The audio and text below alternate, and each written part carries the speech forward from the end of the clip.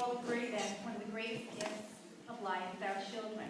So we are grateful for each and everything that you've done to contribute to this evening. So for your best wishes, for your support, and the time you've taken to come here and celebrate with us tonight, we say thank you.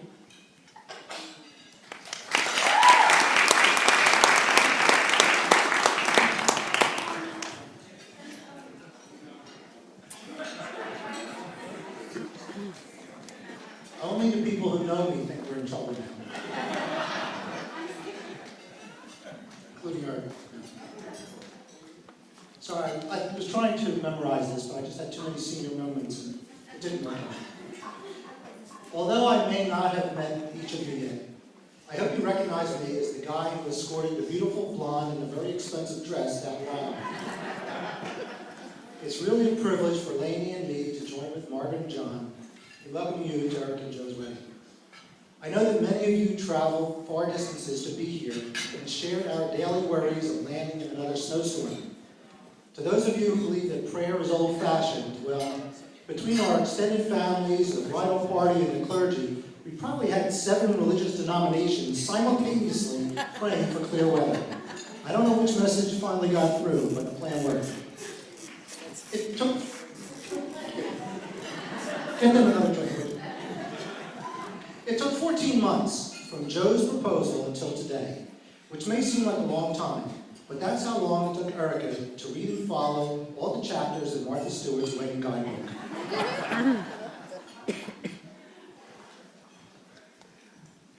While television is full of stories about bridezillas and clueless grooms, planning this wedding has really been a joy, especially because of how wonderful it has been to do it together with Margaret and John. Margaret is one of the funniest and most thoughtful people we've ever met, and John is down to earth, generous, and caring. Although Erica and Joe have been dating throughout college, I had not met Joe's parents until briefly at GW's commencement. It was a year and a half later until we saw them again, when our families were helping Erica and Joe move into their Long Island apartment.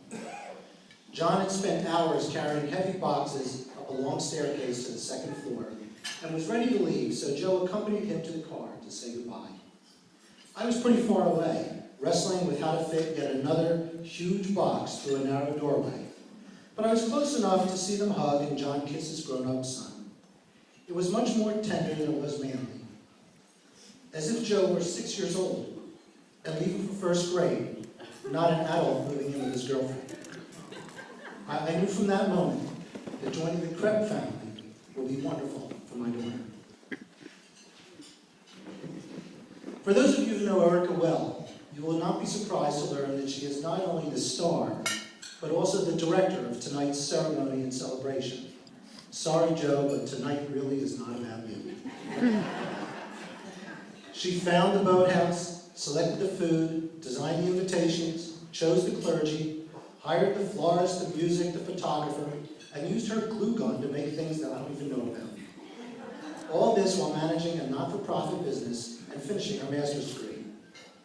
As one of the big players in this drama, I can at least say she's a good boss and I would gladly work for her again. This is also traditionally the time when I am supposed to welcome Joe into our family. But after 6 years of courtship with Erica, we are well past that. For us, his status became official last year when he was granted a Pollyanna at our family Hanukkah party. Despite the Yankees World Series championship shirt that he presented to our son Jeff as a gift.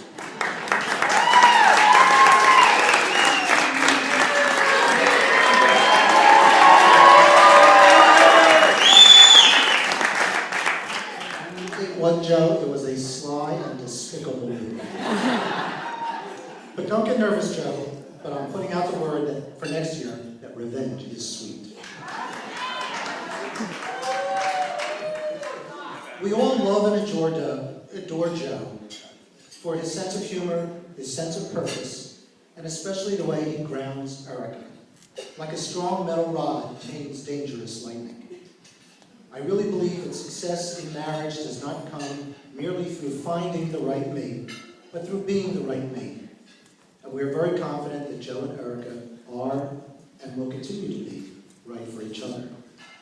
Let's all hope that Residency Matching Day in 2 weeks will yield a match enabling Joe to fulfill his vast potential and maybe keep them close to home. Although I could go on forever about these kids, and to some of you it might seem that I already have, I want to close by offering the bride and groom a short poem by Ogden Nash. So listen closely, because Erica forbade me to bring a projector and PowerPoint. To keep your marriage brimming with love in the loving cup. Whenever you're wrong, admit it.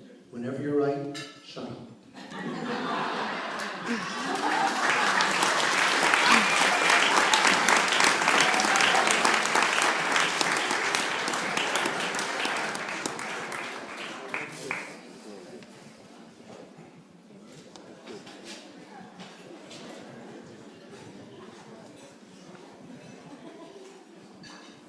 Once again, ladies and gentlemen, let's hear it for parents of the groom and the bride. Let's hear it for Margaret, John, Amy, and Fred one more time.